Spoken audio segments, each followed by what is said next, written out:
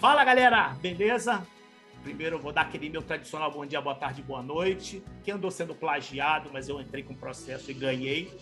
E antes de apresentar, hoje a gente está com duas pessoas muito legais, uma convidada e um convidado. Mas antes de eu falar deles, eu vou dar aquele meu bom dia, boa tarde, boa noite para o meu parceiro de São Paulo, de São Bernardo, Paulo Eduardo. Tá frio aí, Paulo? Serginho, tá uns 12 graus. Tá. Tá, como eu costumo dizer, tá um frio ensurdecedor aqui. Ah, isso tá bom. Então, 12 graus é calor. Tá Mais ou gostando? menos. Tá bom demais. Bora voar. Bora voar, pista liberada. Então, galera, vamos voar. Bom, quem tá acompanhando o Ponte nessa segunda temporada, tá reparando que a gente tá andando numa vibe meio jornalística, né?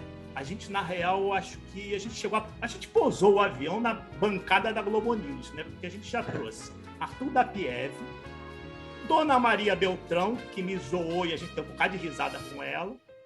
A gente trouxe agora recentemente Daniel Souza e Tanguy Bagdadi, não errei o nome, que são os fundadores do Petit Jornal. Se você não conhece o projeto do Petit Jornal, pesquise e vai ver o que os caras estão fazendo, que é bem legal.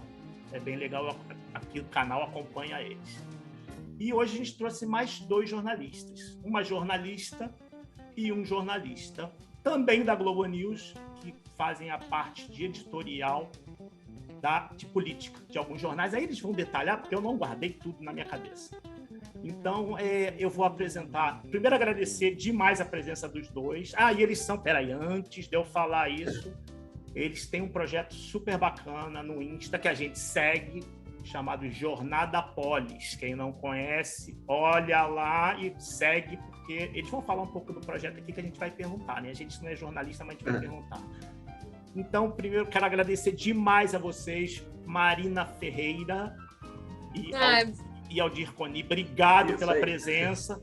Obrigada a vocês. A gente que agradece. E vamos trocar uma ideia. Vou começar logo perturbando um pouco a Marina, porque, Marina, vem cá. 2016 você entrou na Globo News como estagiária e dali está lá dentro até hoje, foi para a parte editorial. Eu tenho um monte de pergunta para fazer, mas primeiro eu vou perguntar aquela pergunta básica do aluno. Como é que você conseguiu entrar na Globo? Eu sei que eu fui da Globo e eu sei que eu penei para entrar. É um processo bem angustiante, né? Porque demora muito. O meu, pelo menos, demorou 4 meses, assim. Foi assim, eu sempre fiquei ligada em processo seletivo, sabe? Eu era aquela aluna muito metida em tudo, eu estava sempre entrando em todos os sites, tentei fazer o do Estadão, tentei fazer o da Folha. E aí eu vi que o da Globo tinha aberto. O primeiro que eu tentei, eu acho que eles me cortaram logo no início, porque eles queriam alguém que já estava quase se formando. E eu já tentava, assim, no primeiro período eu já estava tentando. Então eles nem foi aprovado o currículo. Aí no que eu realmente passei, eu me lembro que era assim: primeiro você submete o currículo, escreve tudo. Aí depois tinha provas sobre conhecimento básico. Aí depois eles chamavam para um monte de dinâmica em grupo, com um monte de gente, colocavam situações assim, para você resolver o que você faria nesse caso. Era vários debates éticos, assim, sabe? Você acusaria o coitado do porteiro do prédio. Eu ficava assim, cara, meu Deus! Tipo assim, quase uma sessão de terapia ali com a galera. Ficava assim, gente, quem a gente vai condenar? E eu ficava bem nervosa até. Só que na época, eu sempre adorei produzir conteúdo, sabe? Sobre jornalismo. Mesmo sendo só estudante, eu fiz faculdade na PUC-Rio. E aí eu tinha uns amigos, a gente foi fazer uma eletiva, uma matéria que não era obrigatória, sobre política. Porque eu não entendia nada de política. E eu não conseguia ficar pacífica com isso, né? Eu falava assim, cara, eu tenho que entender. Não adianta eu querer ser jornalista num país pegando fogo.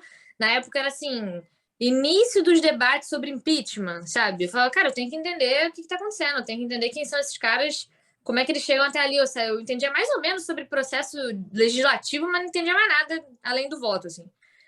E aí a gente pegou e foi fazer a seletiva e a gente ficou apaixonado, que era um professor que ele fazia a gente olhar de uma maneira muito racional para a política. Assim, olha só, esse cara que está lá, o Aécio Neves, na época, ele é neto do Tancredo, que fez isso, ele tem essa história. E essa fulana, tem outra história, e a Dilma tem essa história, e as coisas não nasceram agora que vocês nasceram, entendeu? Ele meio que fazia a gente acordar, assim, ó, a política é uma construção.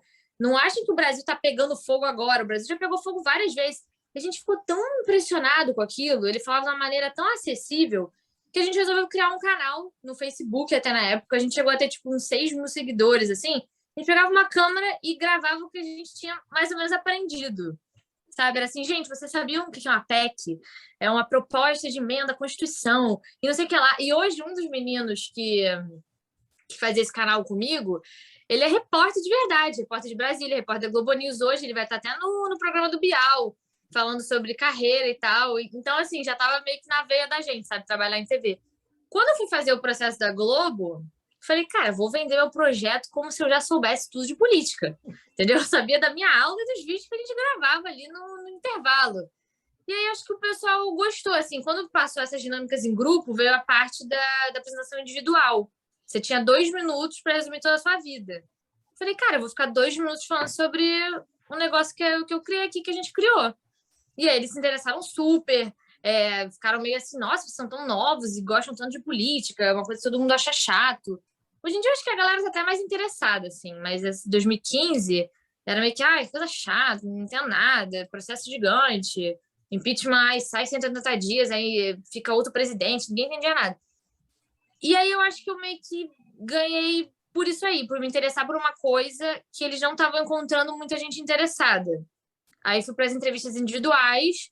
Aí eu me lembro até que hoje em dia é meu chefe, meu amigo, Dudu, ele me perguntou assim, você sabe que aqui, tipo, legal que você gosta de política, mas o estagiário, ele não vai fazer só política, né? Você começa com outras coisas, tem cobertura de cidade, Rio de Janeiro. Eu tava tão nervosa que eu falei um negócio assim, eu falei, não tem o menor problema em ver gente morta. Não tem o menor problema. E aí ele ficou assim, que menina esquisita.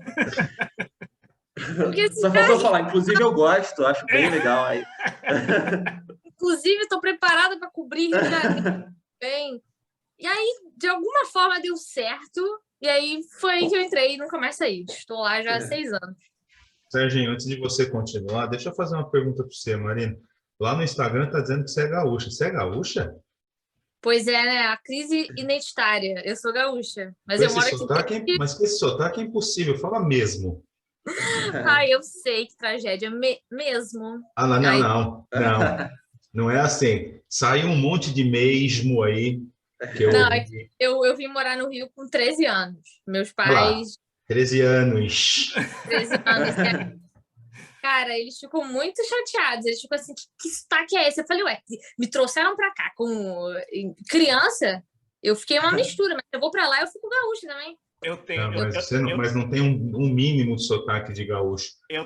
Mas assim, gaúcho tem um negócio né, tem aquela coisa de tradição mesmo, né? O gaúcho tem. Eu quero saber uma coisa, é Inter ou Grêmio? Inter. Eu sou Inter. Mas não vai mandar aquela, mas no Rio sou Vasco, não vai mandar essa. Não.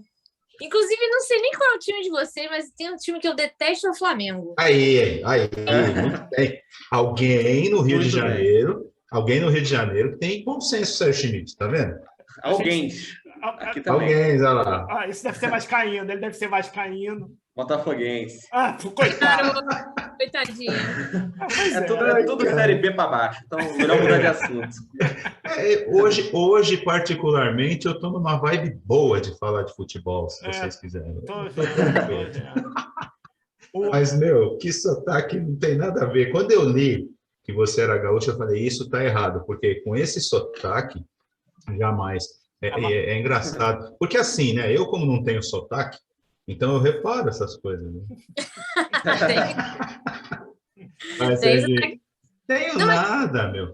Você sabe uma coisa que eu descobri com essa história de sotaque? Eu gosto muito dessa história de sotaque. Eu gosto de ficar ouvindo sotaque de mineiro, sotaque do pessoal do Sul. E eu descobri uma coisa que falam de paulista que eu não tinha reparado que é verdade. Que a gente, quando alguém agradece a gente não fala de nada. A gente fala imagina. E eu percebi que é verdade. É verdade. Presta atenção, paulista não fala de nada quando alguém agradece. A gente fala imagina. Real. Não é nem imagina, é só Imagina, exatamente. Lá na minha cidade, eu sou de Pelotas. Pelotas eu falo com S. É uma loucura. Se eu fico lá uma semana, eu volto bem gaúcha. Mas lá em Pelotas, o pessoal não fala de nada também, eles falam merece. É muito fofinho. Obrigada, merece. Merece, querida. Não te preocupa, merece. Tá vendo? Eu agora com essa história de ponte aérea, um tal de sinistro. Eu tô aqui, logo eu tô falando carioquês também. A Marina é que nem uma amiga minha, ela diz que ela é cariúcha. Porque ela é a mesma coisa. Ela é gaúcha que mora no Rio, mas você não diz que ela é. De vez em quando ela dá uma escorrega no gaúchês, mas tipo, é carioca. Mas a Marina tem uma escala ainda também aqui no Pará, não é? Nesse meio tempo aí.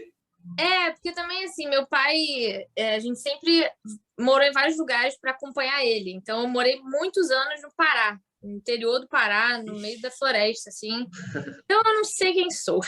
Não, mas quando eu vim morar no Rio, eu vinha de uma temporada morando em Pelotas. E aí, eu lembro que no segundo ano do ensino médio, assim, eu fiquei meio que em silêncio, sabe? É um ano que eu me lembro que eu não falava nada, porque eu não sabia como falar.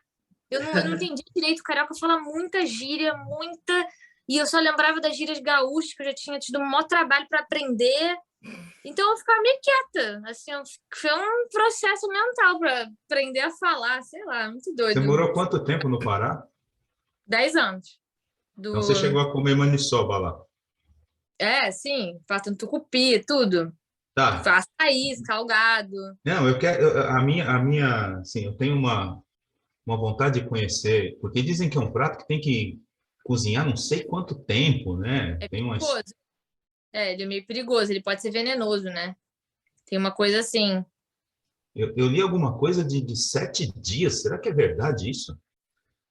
Eu não descobrirem isso, deve ter morrido muita gente. Mas essa que é a minha pergunta. Imagina o que leva uma pessoa a falar assim, bom, cozinhei um dia, morreu, vamos tentar de novo? É muito Até louco. chegou no 7.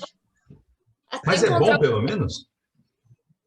Eu lembro que eu gostava. Há muitos anos, porque faz muitos anos que eu não vou no Pará. A última vez que eu estive no Pará, eu ainda morava lá, então eu tinha 11 anos. Entendeu? Eu nasci em Pelotas e fui para o Pará. Aí era na fronteira com o Amapá, e a minha cidade é na fronteira com o Uruguai. Então, eu passei a minha infância inteira assim, dentro de avião, sabe? Meio que lá e aqui. Então explica o que você está fazendo aqui hoje no Ponte Aérea. É isso. Eu sou a verdadeira Ponte Aérea mesmo. Manda, Serginho. Marina não sabe, mas o Paulo, ele é de RH, tá? Então, ele tá fazendo... Porque senão vai ficar tão sem graça essa história, né? O professor falando mal de RH. Eu tenho lugar de fala. É isso. Não, mas é importante, né? Esse povo de RH é tudo maluco, viu, Marina? Relaxa. Nem a gente sabe por que a gente faz isso. É bem inusitado às vezes.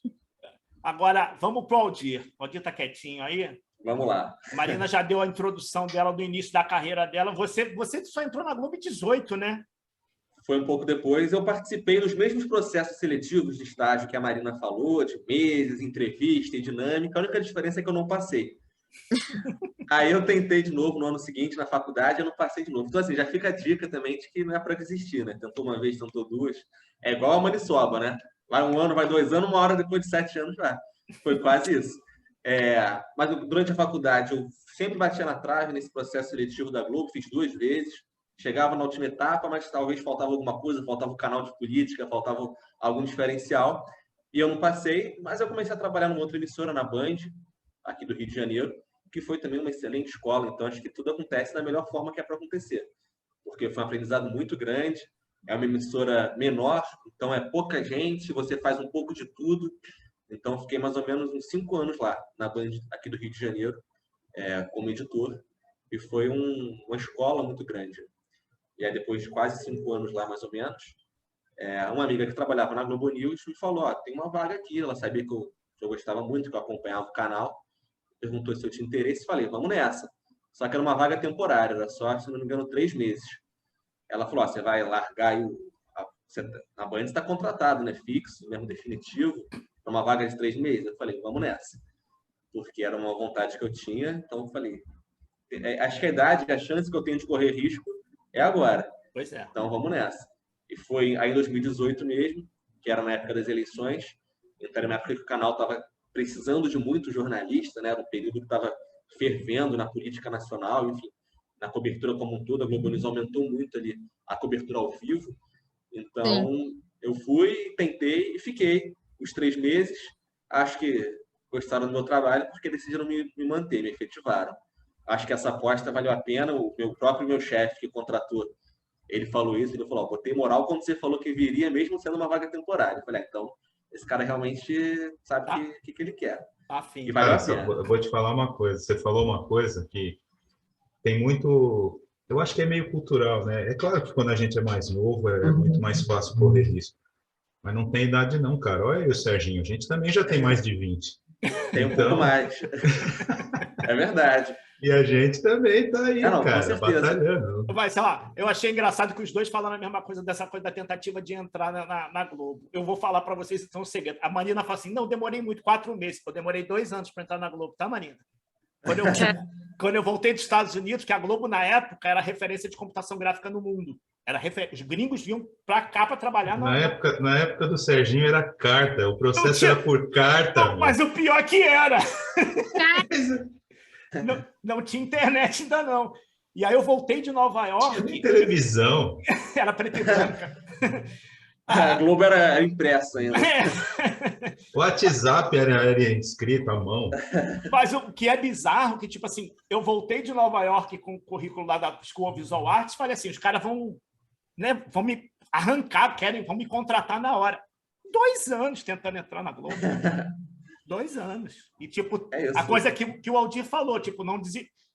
Eu perturbava direto. Vem cá na faculdade vou falar pela faculdade de cinema. A faculdade de cinema, você entra numa sala de cinema, você pergunta assim, o que você quer ser?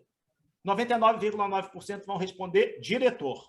Todos querem ser diretor de cinema. Ninguém pensa em ser produtor, ninguém pensa em ser um editor, um fotógrafo, nada disso. E na jornalismo é como? O que a galera... Boa, é? Só para eu participar dessa pergunta, você sabe o que quando eu pergunto lá para a classe de RH por que eles estão lá, o que eles respondem? Por que vocês escolheram RH? Eles respondem porque não tem conta. Vocês acreditam Tem nisso? Pouco isso, tem alguns jornalistas que falam que metem esse papo também. Mas em RH acha que tem também. Mas tem. Mas em RH o que mais tem é conta, cara. Enfim. Não, mas faz sentido mesmo. Eu nunca pensaria, porque eu acho que RH puxa mais o psicológico, né? Se fazem aqueles testes. Mas eu acho que eu também não acharia que tem conta, não. RH, ô Marina, é a galera que fecha o seu olerite, o seu pagamento. Verdade, não. É a galera que calcula o seu vale-refeição. Por isso que vem sempre errado. É a galera... Pois é. Os caras não gostam de conta, né? É a galera que faz a sua progressão de salarial. Olha isso, como é que não tem conta? Não, claro. Os caras são loucos, mas a pergunta do Serginho é boa. E lá no jornalismo, o que vocês querem ser? Eu acho que todo mundo... Vai lá, quer falar? Não, por favor. É que ele falou assim que todo mundo quer ser. Eu sempre ouvi, todo mundo sempre falava, eu quero ser repórter, quero ser apresentador. Mas eu nunca quis, não. Não sei o Aldir, você queria ser apresentador, amigo? Você queria ser repórter? Nem um pouco. Mas a pergunta que ele fez é realmente o que você falou. São essas duas, parece que são as únicas 2 funções, né? Repórter e apresentador. E na verdade, não só de quem entra na faculdade, acho que até quem é de fora a gente brinca isso. Todo parente, todo mundo pergunta, e aí, quando é que eu vou te ver na bancada do Jornal Nacional? Você sabe o que eu escuto, Aldir? O quê? Posso te mandar o meu currículo? Clássico. O pessoal acha que o RH é responsável por criar vaga de emprego. Em todas as empresas do mundo, né? Você tem contato... Pois é. Mas é muito isso, que o jornalismo te dá essa sensação, porque eles acham que o jornalismo é só aquela coisa da televisão, né? Da bancada ali, ou o cara que escreve coluna no jornal, ou o cara que está ali de frente na câmera, né? Tipo, esquece que tem para trás, né? O que tem... Porque, mas tipo escrever assim... coluna no jornal ainda tem? Tem, claro que tem. Essa pegada de querer ser colunista de jornal? Você querer ser outro... Da galera que entra, eu acho que já está mudando bastante esse perfil. Acho que até isso que a gente falou do repórter e apresentador, é que a gente entrou na faculdade já tem um tempinho. Eu tenho mais ou menos 10 anos. Acho que quem entra hoje, talvez, já não vai ter, na verdade, esse mesmo desejo. Provavelmente já vai querer seguir alguma coisa de mercado digital, alguma coisa de internet. Talvez essa resposta nossa, pelo menos da minha parte, talvez até a gente esteja um pouco envelhecida. Talvez hoje quem entra já não tenha exatamente o mesmo objetivo de quem entrava na minha época 10 anos atrás, né? Que é um mercado que muda muito rápido. Eu acho que é isso que a gente aprende também todo dia na jornada, né? Na jornada Polis, porque a gente tem muito seguidor que está entrando na faculdade, então a gente também que se reencontrando com a profissão, assim, quais são as expectativas, né? Novas desse pessoal bem mais novo, assim, 17, 16 anos. E eu acho que a galera ainda quer muito trabalhar em TV, mas eu acho que abriu um pouco o olhar, assim, não mais, quero ser o âncora do jornal. Às vezes eles querem trabalhar muito em entretenimento. Jornalismo agora tá em tudo, né? No programa da Fátima tem jornalismo, tem quadros com reportagens. Então, acho que abriu um pouco esse leque. Eu ia perguntar exatamente isso, né? Primeiro, qual é o perfil da galera da Jornada Polis? Qual é o perfil, né, dessa galera, a idade? E se eles têm realmente interesse em trabalhar em televisão, porque televisão é um negócio que, pelo menos para a gente, né? A televisão que a gente conheceu não é mais a televisão que existe hoje. Então, eu confesso que para mim é uma surpresa ouvir que essa galera ainda quer trabalhar na televisão. A gente que é velho não quer, Serginho? Mas, cara, televisão tem uma magia. Eu sei porque, tipo, eu fui de televisão e fui de Globo.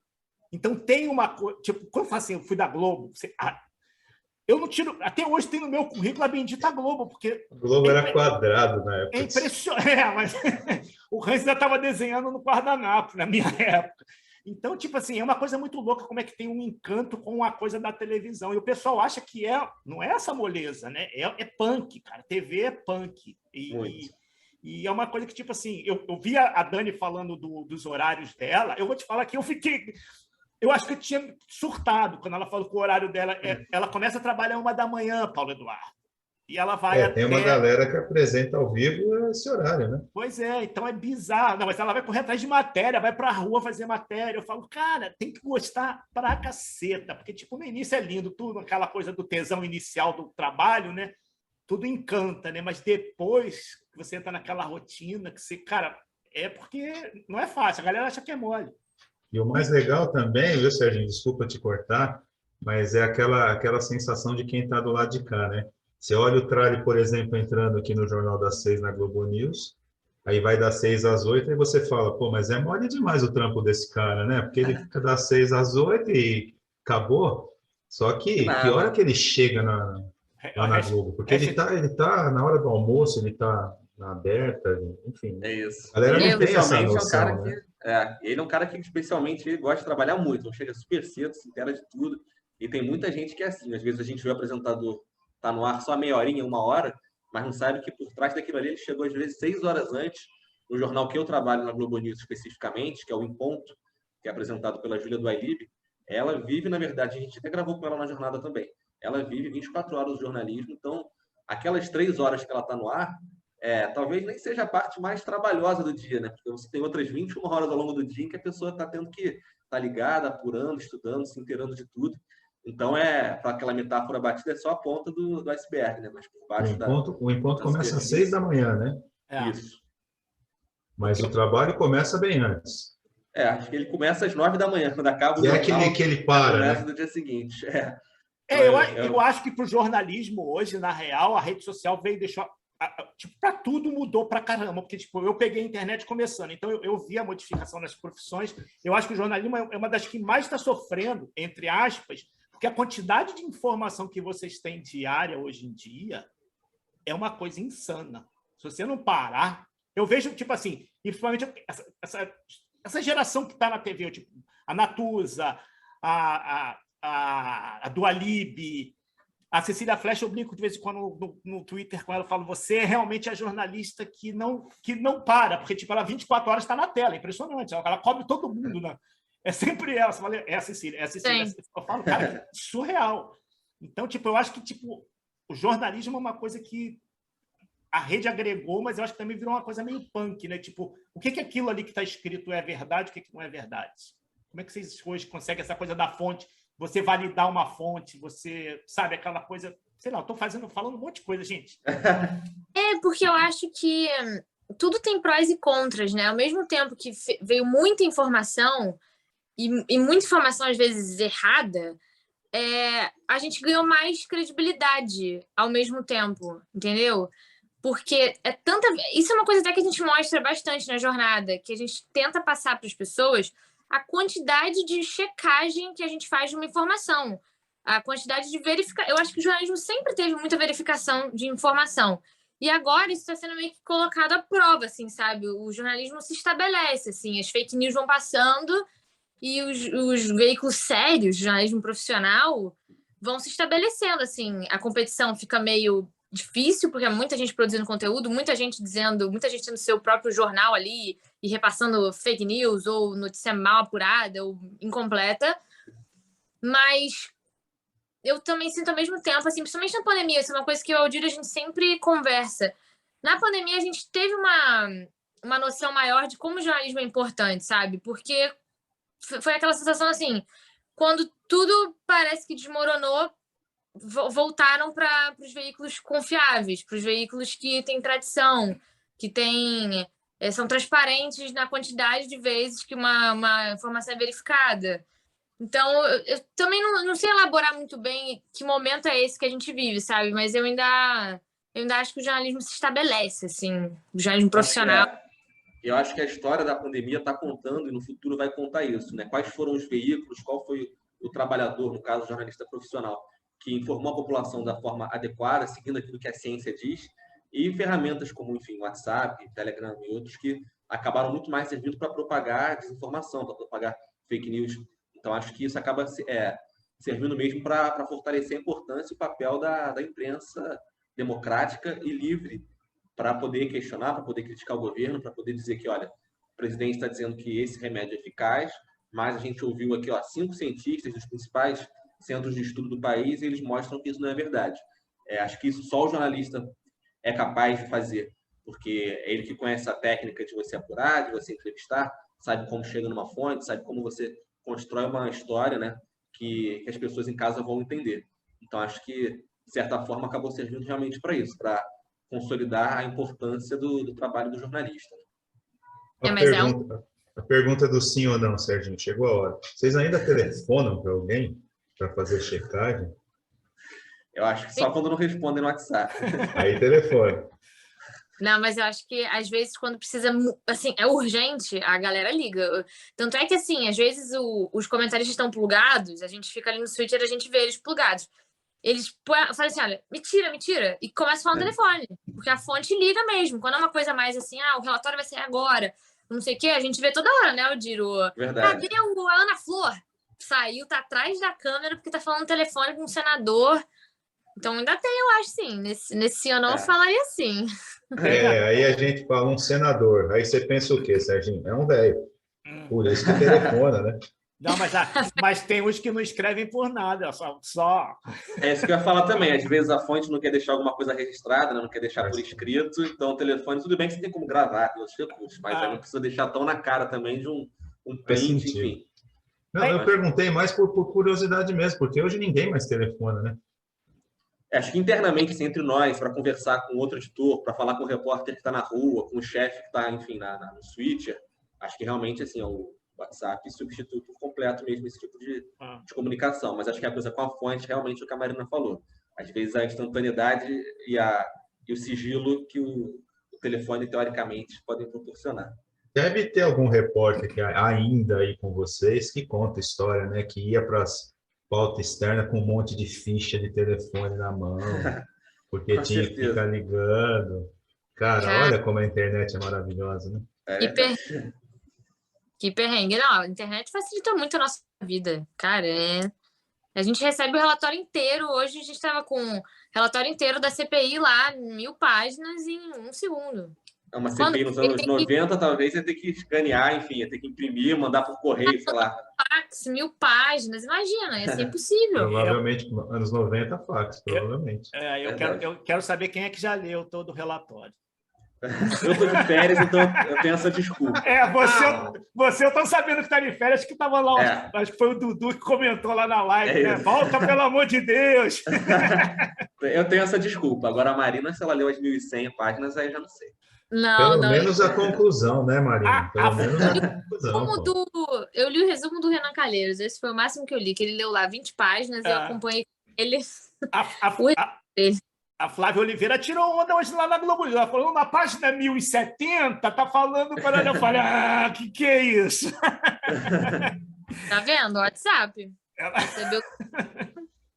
E trabalho em equipe também, né? Tem muito caso que às vezes chega alguma delação, alguma coisa assim, já teve episódios assim, de 1000 páginas, vocês 10 aí, cada um pega você da 0 a 100, você da 101 a 200 e divide uma força-tarefa ali, que é outra coisa também que a gente defende muito na jornada, que é o trabalho da equipe, né? Mostrar que, como a gente falou, que não tem só o repórter e o apresentador, o produtor, o editor, essas outras funções são fundamentais numa situação como essa, por exemplo.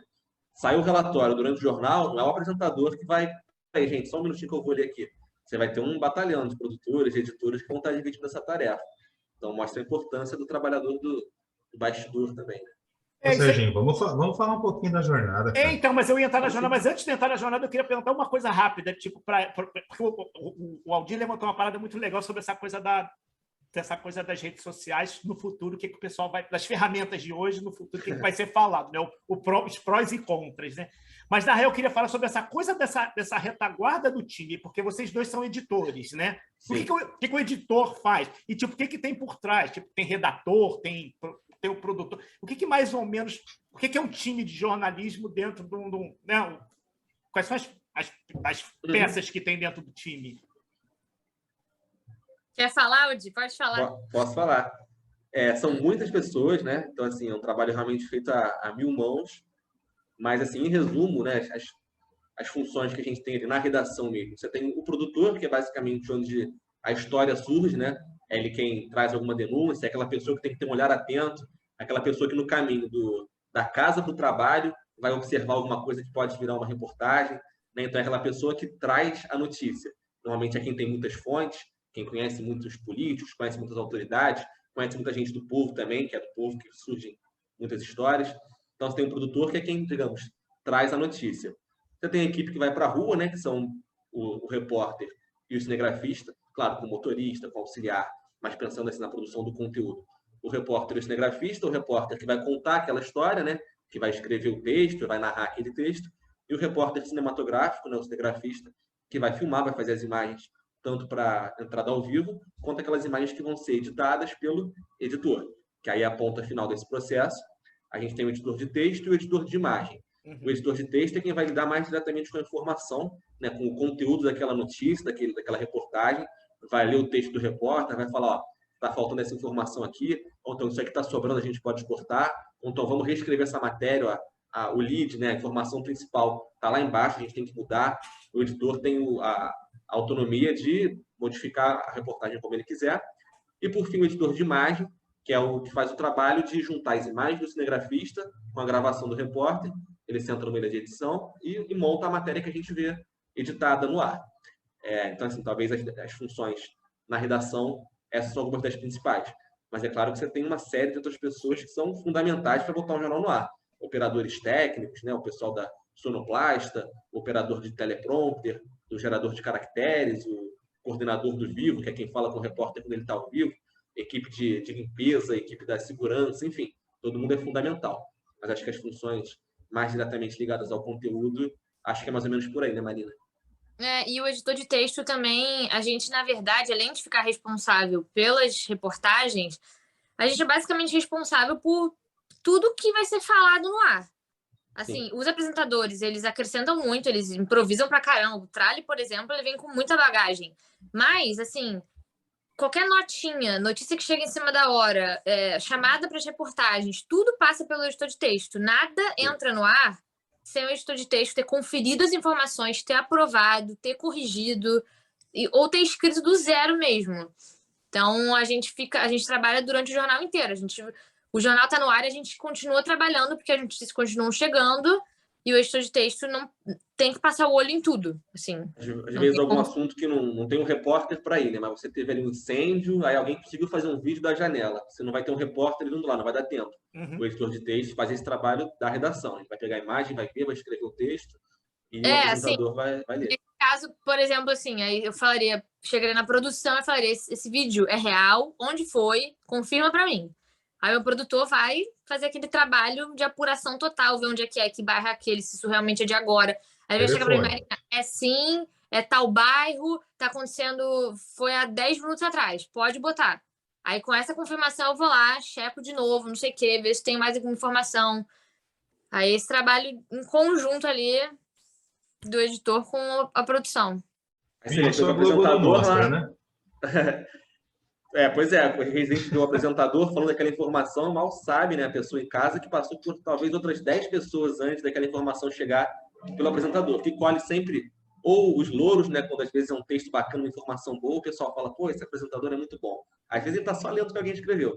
Ou do contrário também, se tiver alguma informação errada, vai todo mundo cair em cima do apresentador, coitado, às vezes ele só tá lendo também o que foi escrito para ele. Então tem o pró e o contra também, né? Agora, quando o editor de texto escreve, quando vocês escrevem o texto do zero, quem vai apresentar é a Maria Beltrão. Você escreve pensando que é a Maria que vai falar ou você escreve do teu jeito e a Maria que adapte para o dela? Não. Na TV, eu sinto que no impresso tem muito mais espaço para estilo, para o seu... Se você se colocar no texto. Na TV, não tem como. Você tem que pensar como a Maria faria essa pausa, como a Maria... A Maria adora fazer pergunta e depois dela mesma responder e fala muito, então a gente escreve bastante quando é para Maria. Quando é para Cecília, às vezes é uma coisa mais direta, a Cecília é bem direta e nos comentários é que ela se alonga. O trale também é super curto, o trale se faz uma linha, entendeu? E ele dá conta do resto. Se ele quiser falar mais, ele fala, se ele não quer... Então, na TV, a gente tem que se adaptar mesmo ao estilo do apresentador. Não adianta. Tem apresentador que não fala certas palavras, assim. Isso que eu ia falar. Tem essas manias aí. Não, teve uma quando eu entrei na Globo que eu nunca tinha pensado sobre isso, assim, que era, sei lá, acontece tragédia toda hora, né? Aí a gente escreveu, as pessoas tiveram que evacuar o prédio. Nossa, eu levei uma... Como é que você escreve evacuar na TV? Ninguém fala evacuar um prédio. As pessoas associam com outra coisa. Aí eu, meu Deus, sabe? Umas coisas... esse apresentador não fala evacuar, tá bom. Saíram do prédio correndo. Adaptando. E nesse caso é uma palavra mais feia mesmo, né? Mas tem apresentador que não gosta, às vezes, de uma palavra, não gosta que use, sei lá, alguma expressão hoje, por exemplo, porque parte do princípio de que se está no ar a notícia hoje é porque aconteceu hoje, então não é para você usar hoje.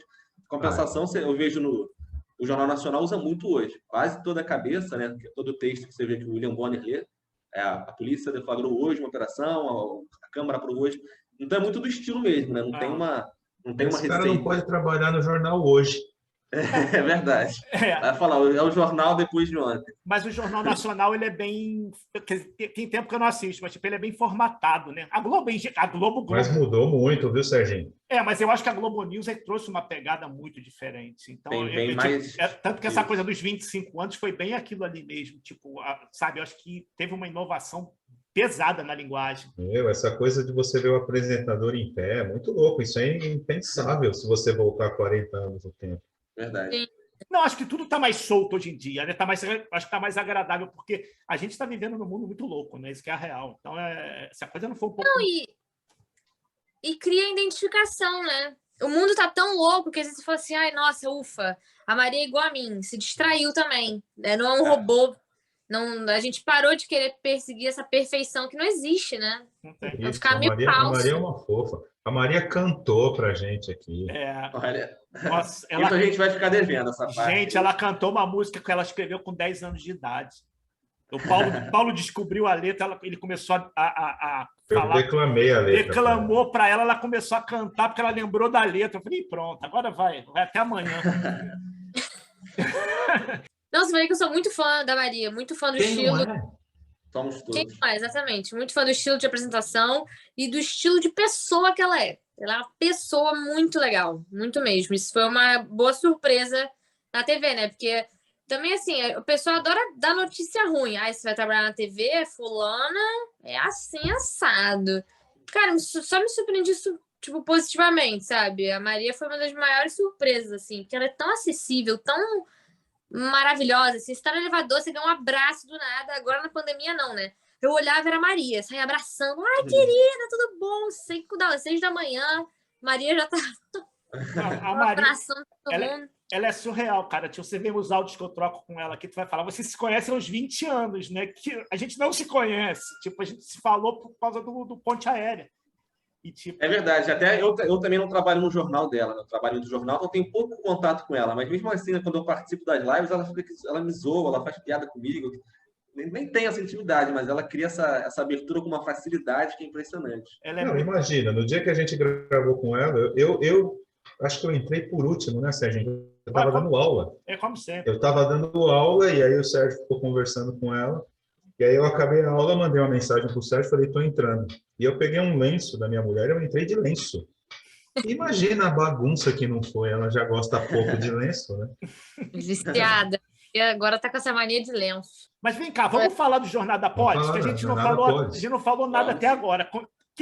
Que são vocês dois. Estão faltando duas. Tem a Júlia e a Carla. A Júlia e a Carla. Que perderam a oportunidade de ficar mais famosa, né? Elas já são muito, já. A Juju e a Carla estão, nesse momento, no Jornal das 18. Pois é. Então, elas, nesse momento, estão editando lá. Aí não deu para conciliar o horário, assim. É que agora a gente era da mesma equipe. Então a gente sempre foi muito amigo. E a gente sempre falou muito sobre jornalismo. E foi daí que surgiu a ideia, sabe? A gente já tinha essa ideia muito... Acho que desde fevereiro, eu nem me lembro desse ano. Uhum. É que assim, o projeto tem 2 meses, sabe? E nesse meio tempo trocaram a gente de equipe. O Aldir tá entrando no horário de madrugada. Eu entro no meio da manhã. As meninas entram 1h30 da tarde. Agora a gente tá tudo espalhado. Mas o projeto meio que nasceu dessa amizade mesmo, sabe? A gente sempre foi muito amigo e sempre compartilhou muito angústias e curiosidades, assim, a gente sempre repassou muito conhecimento também um pro outro, sabe? Eu sempre chamei o Aldir, cara, lembra disso, amigo? Quando a gente trabalhava junto, lê isso aqui pra mim, você acha que isso aqui tá bom? Ah, não, se o Aldir me deu ok, nem era meu chefe, me deu ok, eu tô segura agora. Então a gente... É uma troca, né? Que nós 4 tínhamos e temos até hoje em dia, enfim, pelo WhatsApp, a gente não tá no mesmo horário mais, a gente deu outro jeito de continuar com essa troca, essa confiança que transbordou nessa criação do projeto, né? Pode continuar, Marina. Não, só ia finalizar que aí a gente falou, a gente tem que criar alguma coisa junto. A gente conversa tanto, a gente tem tantas ideias, vamos criar alguma coisa. E eu sempre tive muita vontade de falar bem sobre jornalismo, sabe? Porque eu não sinto que eu fui uma aluna que foi muito incentivada na faculdade, era sempre um papo meio... Eu não acho legal quem é muito bobo, alegre e não é realista, que a vida não é bonitinha e não é fácil você dizer pra uma pessoa, aceita qualquer estágio, e a pessoa, tipo, não tem nem dinheiro pra comer, às vezes, sabe? Não é isso, mas eu também não gostava desse pessimismo excessivo sobre o jornalismo, sabe? Como se fosse uma... E aí eu pensei, cara, vamos jogar pro mundo que jornalismo é legal. E como é que é? Talvez a pessoa decida se ela acha legal ou não. Mas vamos pelo menos mostrar o outro lado, né? Vamos mandar real de como é que chegou a notícia. A gente não recebe tudo lindamente, chega na sua casa telepaticamente. É um puta trabalho, é muita coisa, né, que tem por trás de muita gente. E aí, reuniões e conversas e projeto e síndrome do impostor, a gente não vai saber fazer, não vai ficar bom, vai ficar bom sim, já criei, já tá criado. E aí nasceu, né? Jornada. E acho que com uma vontade também de levar para o estudante universitário aquilo que ele não encontra na faculdade, que é o trabalho na prática, né? Mostrar como é que funciona mesmo uma redação de televisão. Eu estudei, por exemplo, na universidade pública, que é maravilhosa, tem 1000 qualidades, não me arrependo nem um pouco, mas no aspecto de mostrar como é o mercado de trabalho na prática, foi muito superficial. Então, eu me formei sem saber, tá, mas e aí? E agora? Como é que faz? Onde é que aperta aqui? Como é que eu coloco no ar uma reportagem? Era um trabalho muito de teoria. Eu acho que em muitas faculdades acontece isso também. O estudante ele tem uma base teórica muito legal, mas não sabe exatamente isso. De onde é que chega a notícia? Qual é a função que existe? O que faz um produtor? O que faz um editor? Às vezes você nem sabe quais são as funções que existem. O professor pode escrever lá no quadro, né, a função, mas é diferente de você poder ter a oportunidade de conversar com alguém que está no meio e de conhecer mesmo, né, o bastidor. Então, por isso que a gente faz muitas essas lives que a gente faz com repórteres, com apresentadores, com comentaristas, que é a chance que o estudante universitário tem de romper aquela bolha acadêmica e conhecer um pouco do mercado na prática, né? Então, acho que esse também foi um um dos motivadores a gente a fazer. O que a gente gostaria de ter ouvido quando a gente estava na faculdade, que a gente não teve oportunidade. Então, a gente tenta trazer um pouquinho isso para o estudante e para o jornalista recém-formado, principalmente. Mas a gente tem um perfil no Instagram, que tem 2 meses, e a gente tem quase 4 mil seguidores, e a gente tenta passar o máximo de informação sobre jornalismo que a gente pode dar, né? A gente não fala sobre notícias. A gente fala... Como é que você fala, Aldir? A gente fala sobre falar de notícias. A gente não é isso. A gente não vai trazer informação, né, do que está acontecendo no mundo. Né? A gente vai mostrar como você pode falar sobre o que está virando notícia no mundo. Né? Como a informação nasce, né?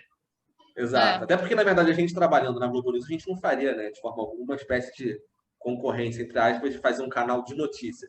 Então, é um canal para falar sobre notícia, né? Sobre como apurar, como escrever, dicas de gravação, de texto, de coisas também que vão um pouco além disso. Ou seja, a gente fala muito também de dicas de livros que às vezes nem são sobre jornalismo, ou séries, podcasts, que não falam necessariamente só sobre o trabalho do repórter, mas que são fundamentais para você entender o seu papel, o seu trabalho. A Marina que faz isso muito bem, traz assim, pensa em umas listas de livros, a Carla, a Júlia também, enfim, todos nós.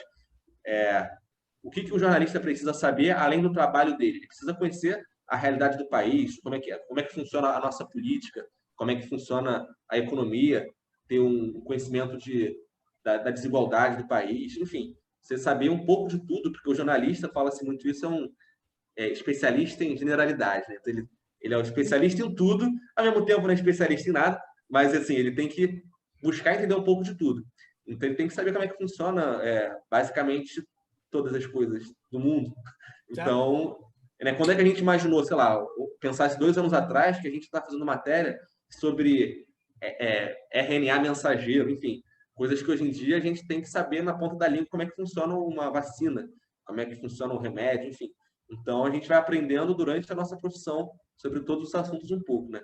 Então, a gente também traz muito isso, aprender sobre o jornalismo, mas sobre outros conhecimentos que são necessários para a profissão. Você fala que jornalismo não precisa pensar em conta, em número. Isso é uma fake news. Tem um monte de indicador lá numérico, né? Agora, tem uma coisa que você está falando aí, que você estava falando, eu estava pensando, Aldir, que é importante. Eu, como professor universitário, uma das coisas que mais eu vejo resistência no aluno é que o aluno não quer ler, ele não gosta de ler. Não tem como você pensar num curso de jornalismo e chegar com essa mentalidade de que leitura é caro, leitura eu não tenho tempo, até porque hoje em dia tem audiobook, não tem desculpa. Você tem e-book, você tem um monte de material. Mas é uma coisa que né, o cara tem que gostar de ler, não tem como. Não, eu acho que vai ser um trabalho muito mais difícil se a pessoa não gostar de ler, porque, assim, a gente lê o dia inteiro. E ler e saber ler, né? Porque também o nível de interpretação de texto é muito baixo. Então, você tem que ler o negócio, interpretar corretamente, aí fazer um texto. Eu sempre faço texto pensando como que a pessoa pode interpretar errado. Aí eu vou arrumando ali, entendeu? Para tentar tirar ao máximo erros de interpretação. Não precisa muito, viu, Marina? Não precisa muito, infelizmente.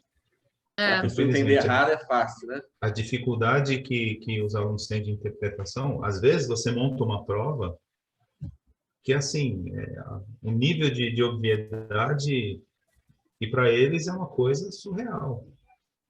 Isso, para não falar de quem é mal intencionado também, né? Que de propósito se aproveita, às vezes, de uma frase ambígua ou de uma tarja, né? Na Globo News, por exemplo, de tentar colocar uma manchete na tela, que a pessoa, para tirar uma foto daquilo ali, às vezes, até mentir, até manipular mesmo, né? Editar, enfim, é fácil. A gente tem que pensar, às vezes, assim, o que alguém mal intencionado pode tentar fazer com essa frase aqui?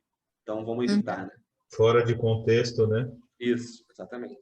É bizarro. Complicado. É bizarro. Deixa eu só tirar mais uma curiosidade. Então, a Marina é a menina das indicações de livros. E são bem aceitas as indicações? O pessoal dá feedback, o pessoal fala ali, gostei, ou fica só naquele... Não, mas a gente recebe muito, assim, a gente fica vendo as métricas, o pessoal salva muito esses posts de dica E toda hora, ontem mesmo a gente foi marcado. Comprei por causa da Jornada Polis. O livro do Alain de Botton, sei lá. Que eu nunca sei que ele é americano, mas o nome dele é francês, aí eu não entendo. Mas já teve vários livros sobre feminismo até, que nem é tanto foco, mas a galera compra sim. Eu acho que eu sinto isso. A gente tem 2 meses só, né?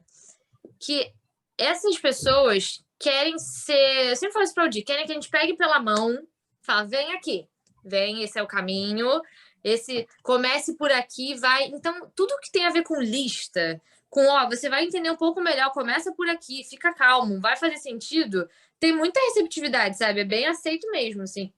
Quanto mais mastigado, se puder ser o resumo do livro, eu acho que ia ser até mais. Mas esse pegar na mão é cultural. Quando vocês chegaram na faculdade, vocês não estranharam? Quando vocês chegaram na faculdade, vocês não estranharam aquela coisa de, aqui é tudo largado, o professor não está nem aí, a gente não precisa pedir para ir no banheiro. É verdade. Não é meio cultural essa coisa de pegar na mão? E aí o aluno chega no ensino superior e ele chega com essa carência, com essa deficiência. Né? Por que aqui ninguém vai pegar na minha mão? Eu não tinha parado para fazer esse paralelo, mas é verdade. Sim, são recém-formados ou pessoas que estão entrando na faculdade que estão se sentindo desamparadas, né? Porque tem essa memória do professor que pega na mão. A própria grade da escola é certinho, tem segunda-feira, 7h30 da manhã, matemática, 8h30, geografia. Na faculdade, da metade para o final, então, é desenho livre. Assim. Você vai pegar a matéria que você quiser, faz a eletiva, você vai escolher a sua monografia, você vai desenvolver o seu próprio tema. Então, realmente, acho que é um momento de transformação nesse sentido. E talvez o nosso trabalho ajude um pouquinho a, pelo menos, diminuir um pouco esse trauma. Gente, calma lá, vamos mostrar que existe um caminho, ou como o nosso nome, uma jornada, que a gente pode tentar te ajudar a seguir. Isso que eu acho legal, porque você chega até o 3º ano do ensino médio, o aluno perguntando e o professor falando, é isso. Quando você chega na faculdade, você pergunta e o professor fala, o que você acha? Eu acho que esse caminho é legal e talvez isso seja uma coisa bacana, porque, principalmente pensando no projeto de vocês, porque até pela linguagem, vocês serem mais jovens, né, e a galera ser mais jovem, eu acho que ajuda pra caramba. Isso é legal pra caramba, né? Porque eu sinto também uma carência das pessoas dessa aproximação, porque ainda tem aquela coisa de olhar o professor e falar assim, nossa, esse cara é um ser inatingível. E aí chegam 4 pessoas jovens que estão aí na mídia, né, que tem, e o mais legal, na minha opinião, tem a oportunidade de trabalhar com pessoas como o Trali, como a Maria, que tem aí uma puta bagagem, mas por outro lado estão aí com o Nilson Clava, que você falou, é um cara que está aí todo dia na televisão, né? Isso é uma coisa que eu acho bacana também, né? O quanto você ganha de ter essa galera que está há mais tempo na TV, mas que está ainda, né, com a cara todo dia no vídeo, e essa galera que está chegando, né? Acho que é fazer essa ponte, né? Acho que o resumo assim, do nosso trabalho é tentar fazer pontes. Então, tanto entre a faculdade e o mercado de trabalho, quanto também entre o jovem que às vezes não está no mercado ainda e quer ter um espaço para conversar, por exemplo, ouvir o que a Maria Beltrão, por exemplo, tem a falar, a Andréa Sadi, que a gente fez com ela recentemente, com a Natuza Neri.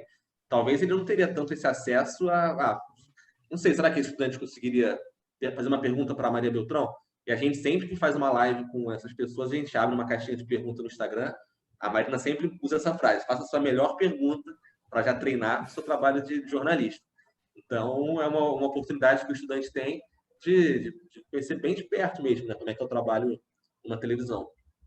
E também eu lembro muito de quando eu estava entrando na faculdade de jornalismo, eu achar o jornalista de TV que aparecia uma coisa muito inatingível, muito assim, nunca vou chegar lá, eles são pessoas especiais, e claro que são, mas são pessoas de verdade. Então, às vezes, eu gosto muito de participar das lives, não é todas que a gente apresenta, né? A gente vai se dividindo, até por causa dos horários, mas assim, eu sempre gosto de perguntar, cara, o que você faz quando você já está desgastado mentalmente? Como é que você cuida da sua saúde mental? O que você lê? O que você faz? A Maria falou no nosso.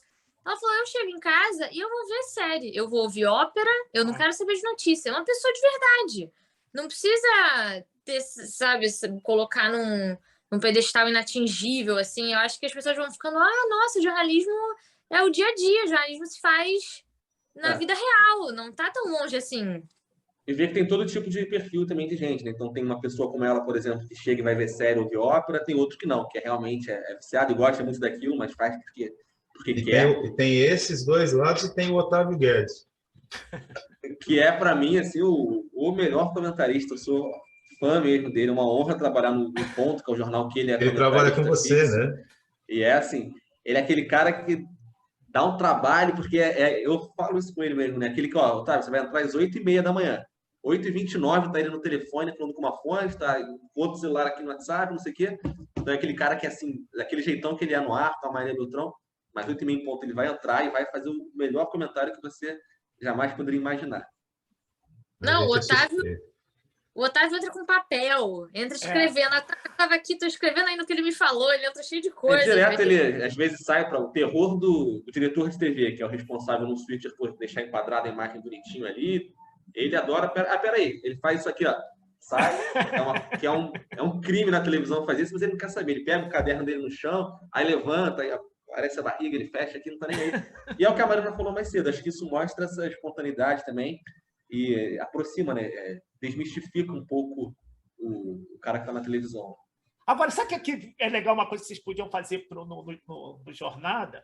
Vocês gravam, tipo, tudo bem, vocês só fazem live lá, né? Mas, tipo, de vez em quando vocês gravam. Tipo, por exemplo, eu, particularmente, em vídeo, a gente faz isso e faz um baita sucesso, que é o quê? O making off. Então, tipo assim... Bastidorzão, você abrir aquela coisa de abrir teu celular lá dentro da redação e você mostrar o processo da parada nascendo, sabe? Tipo, pegar o produtor e falou, maluco... Processo criativo, né, Serginho? Desde o começo. Porque, cara, é muito gostoso de quem é do lado de fora ver como é que é a realidade lá dentro acontecendo, entendeu? Então, porque eu só falar, cada um imagina de um jeito, né? Mas quando tu vê a bagaça pegando fogo mesmo, com um gritando, com outro que eu não sei o que, quer dizer, vê aquela real mesmo de sete, em sete é meio assim também. Então, tipo, quando um incêndio que, puta, caiu tem 3 matérias entrando, e aí, como é que faz? O que vai pro ar? Porque assim, normalmente, a gente tem ideia sobre fazer isso, só que normalmente se tá tendo um incêndio, a gente tá no meio do incêndio. Então, aí quando acaba tudo, putz, podia ter feito. Né? Mas, Marina, dica... Mas aí entra o meu lado de direção e produção de um bocado de anos, né? Cara, nem que faça depois. Cara, acabou de rolar isso, abre o celular, não tenta superproduzir a luz, esquece. Natural, tem que fazer a parada natural, a galera quer o conteúdo.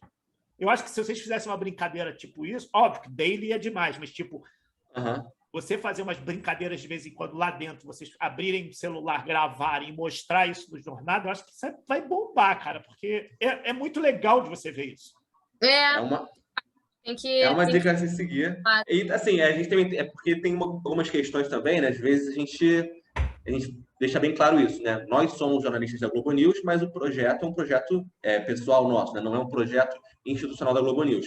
Então, a gente também gosta de mostrar, na Globo News é assim, mas a gente, por exemplo, hoje mesmo vai fazer uma live com uma apresentadora da SBT, né? A gente já fez com gente da CNN, que é concorrente direto da Globo News.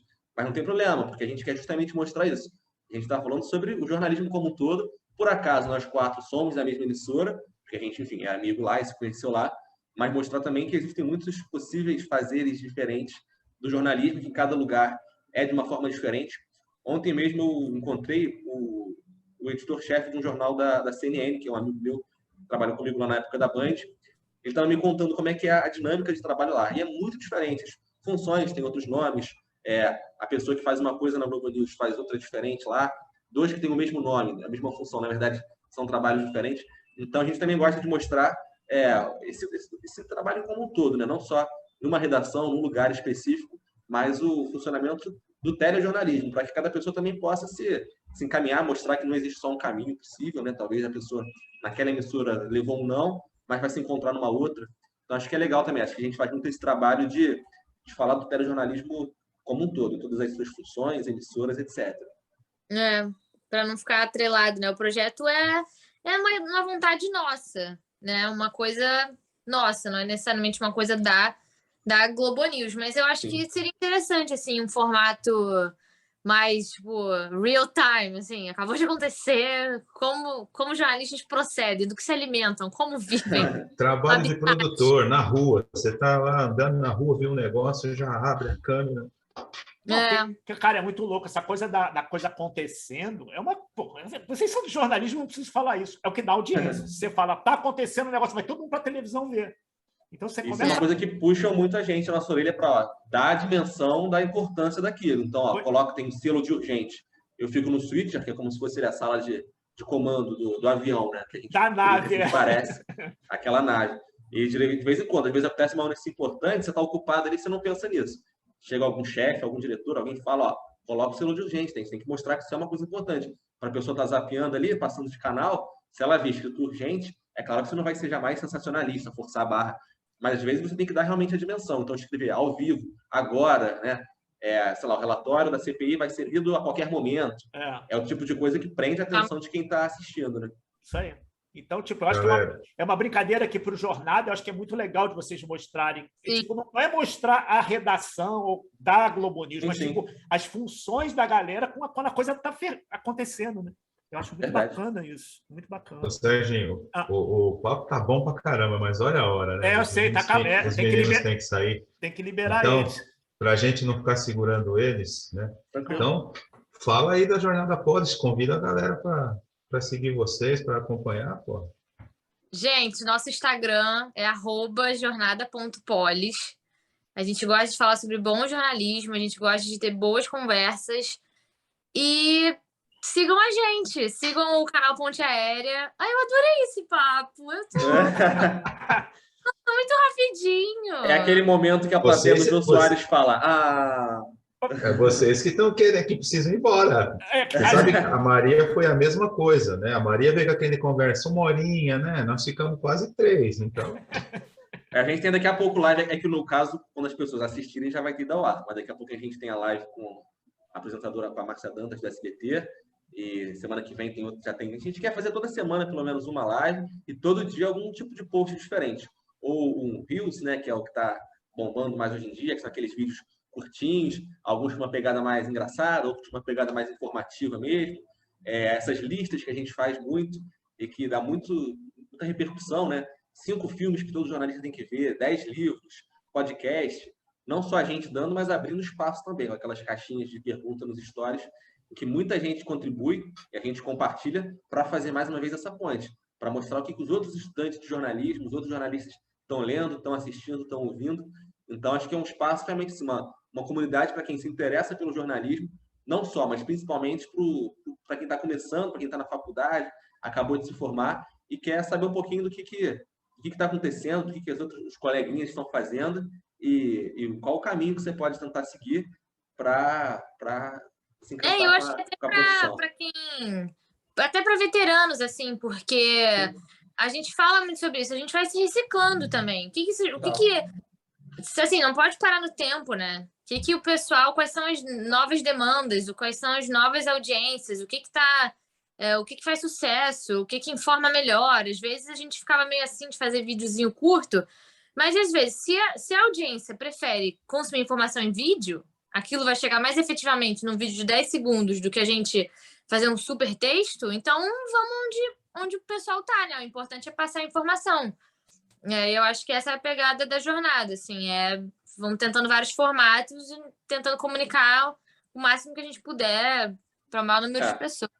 A galera da antiga realmente pode pegar esse formato que a gente mesmo está aprendendo, na verdade. A gente chegou a fazer vídeo no início um pouquinho mais longo, de 1 minuto. A gente via que, algumas pessoas não ficam até o final. A maioria via só até os 30 segundos, por exemplo. Então, a gente já... legal. Então, próximo, vamos condensar a informação, vamos tentar passar mais rápido, mais objetivo. E aí você vê que a galera fica mais. Então, acho que é um aprendizado que a gente também está tendo. A gente não tem nenhuma pretensão de ser o professor de ninguém. A gente está realmente fazendo uma troca. A diferença é que a gente está dentro da redação e muita gente que acompanha não está. Então, é só realmente um outro lado, mas é sempre uma troca o tempo inteiro. Mas às vezes no teu vídeo, a brincadeira pode ser só onde é que você encaixou o teu lead. Você tinha que ter jogado ele para o início. É verdade. Que aí, de repente, você prende dali, aí depois você destrincha... É o desafio mesmo. Assim como é desafiador na TV Zona, Globo News, prender a audiência, na internet a gente também tá captando isso agora, né? Cara, e aprendendo todo dia. E tentando, tentativa e erro total. O que eu tenho reparado é que fim de semana as pessoas estão meio que se desligando das redes. Esse fim de semana que teve o feriado, a gente falou, vai bombar. Puta, nossas redes estavam mortas. E olha que a gente tem todas. A gente está Instagram, LinkedIn, Facebook, Twitter, a gente está em tudo. E a gente ainda tem podcast. E no YouTube ainda. E ainda tem o YouTube. Vocês vão para o nosso podcast. A gente tem podcast, a gente está em todos os players e agora os players. E a gente foi na onda do Daniel e do Tanguy. A gente botou lá o tal da Aurelo lá para ver o que acontece. Que a Aurelo paga pelo clique, pela visualização, né? Isso, sim. Então a gente agora foi para lá. Agora a gente fica rico. Vamos, agora a gente vai ficar rico. Mas, tipo, deixa eu fazer a última pergunta para o Aldir antes de liberar eles, né? Porque senão eles vão xingar a gente já. Nada. Imagina. Parente de Coni, né? E Carlos Heitor Coni. Quem não sabe quem é Carlos Heitor Coni, vai pesquisar. Vai lá no Oráculo do Saber. Vai no Oráculo do Saber, exatamente. Agora, mas não tem nada a ver com Carlos Heitor. Não. Eu quero saber o seguinte, como é que foi fazer o Desfocado? Olha, que legal que você conhece, que você assistiu. Foi o trabalho que eu fiz de conclusão de curso, que foi um documentário, né? No jornalismo a gente tem essa opção de fazer um trabalho tradicional, por escrito, ou fazer um trabalho prático. Eu fiz esse documentário que conta a história da morte do cinegrafista Seu Thiago Andrade, que era cinegrafista da Band aqui no Rio. No tempo que eu trabalhava lá, ele foi atingido por um rojão durante um protesto. Muita gente deve se lembrar. Foi em 2014. Eu tinha acabado de entrar na Band como estagiário, novato total, assim, começando os primeiros passos da profissão, tentando entender como é que funciona uma redação. E aquilo ali aconteceu de uma hora para outra. E foi um choque muito grande para todo mundo na redação e para mim também, né? Tinha acabado de chegar. Aquilo me marcou muito. Então, ao longo do meu período todo, no final da faculdade, eu ainda estava com aquilo na cabeça. Eu queria, de alguma forma, poder fazer duas coisas ao mesmo tempo. Primeiro, uma homenagem a ele, que era uma pessoa muito querida por todo mundo lá. E também um trabalho jornalístico, de fato, de poder contar aquela história. Então, eu uni essas duas coisas no momento do TCC. Eu decidi fazer esse documentário, que eu entrevistei, se não me engano, 10 pessoas que trabalhavam diretamente com ele. Tanto que estavam com ele, inclusive, no dia em que aconteceu, durante o protesto, 6 de fevereiro de 2014. O produtor que estava acompanhando ele, a repórter que estava junto com ele, para contar toda essa história. Desde quando aconteceu essa tragédia, os dias que ele foi internado, o dia que ele veio a falecer, e também as consequências daquilo para o jornalismo. Então, extrapolar um pouco além do caso pontual dele, como falar também sobre o que mudou na cobertura de uma manifestação, por exemplo, depois que aquilo aconteceu. E mudou muita coisa, assim. Não vou dar muito spoiler, mas a gente passou, por exemplo, até hoje, inclusive, e muito por causa desse acontecimento, não se faz praticamente protestos de rua com muita gente, no chão. O repórter normalmente vai ficar no alto de um prédio, vai ficar numa janela, o cinegrafista vai ficar no outro prédio. Se precisar descer, vai com o microfone sem a canopla, né, que é aquele logotipo, né, da emissora, para não identificar, porque tem muita gente que é violenta e que não gosta da emissora A, não gosta da emissora B. Então, se precisar descer para fazer alguma imagem, alguma coisa de pertinho, você não se identifica. Enfim, então eu tentei trazer um pouco das consequências que isso trouxe. Não só para quem convivia com ele, como também para quem faz o jornalismo como um todo, e que até hoje, 7 anos já depois, continua tendo uma consequência importante no jornalismo. Então, é um documentário que está disponível no YouTube, né? Aproveitando a propaganda também, Desfocado. Pois passa o link depois para a gente divulgar. Vou mandar para vocês. E está lá aberto, tem mais ou menos uns 40 minutinhos. Acho que vale a pena assistir, especialmente quem se interessa pelo jornalismo e quer saber um pouquinho de um episódio tão importante que foi para a família dele, para o trabalho, para quem conhecia ele e para o jornalismo como um todo. Show! E Serginho, e a gente vai ter que marcar outro bate-papo para o Valdir contar para a gente também cobertura de Copa do Mundo, Olimpíada, Rock in Rio, tem um monte de história, cara. Pois é verdade, assim, eu tenho muita coisa para aprender ainda, né? Enfim, tenho mais ou menos 10 anos assim, de jornalismo, então certamente tem muita coisa para viver ainda, mas nesse tempo já tive a oportunidade, acho que quem é jornalista no Rio de Janeiro, nesses últimos 10 anos, teve essa sorte de pegar a Copa do Mundo, pegar a Olimpíada, esses grandes eventos, Jornada Mundial da Juventude também, pude trabalhar. Então, assim, do Papa. Teve aqui o Papa recém-eleito, vamos dizer, né? Recém-empossado. Então, foram experiências muito, muito bacanas, sim, com certeza. Vamos ter esse papo, sim. Muito boa. Fala, galera. Acabamos de gravar com uma galera super legal do projeto Jornada Polis. Eles são jornalistas.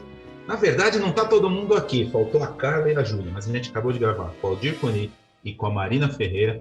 E esse programa vai em novembro. Então, não perde. Segue eles lá no Instagram, nas redes sociais. E eu sempre faço uma pergunta. Aldir, Marina, esse voo teve muita turbulência ou foi tranquilo? Eu adorei. Adoramos a viagem, estamos já prontos para outra em breve. Então é isso. Projeto Jornada Polis, Aldir Coni, Marina Ferreira e a Carla e a Júlia que não vieram. Novembro. Obrigado, galera. Valeu. Obrigado, gente. Sensacional. É isso, gente. A gente... Você encerrou o programa, Serginho? Não, né? A gente já foi. A gente já faz também. Não teve encerramento, tá vendo? A gente também não sabe. Em homenagem à Marina, não teve fechamento. Fica metalinguístico, assim, a gente não sabe encerrar e corta ali, vai ficar legal.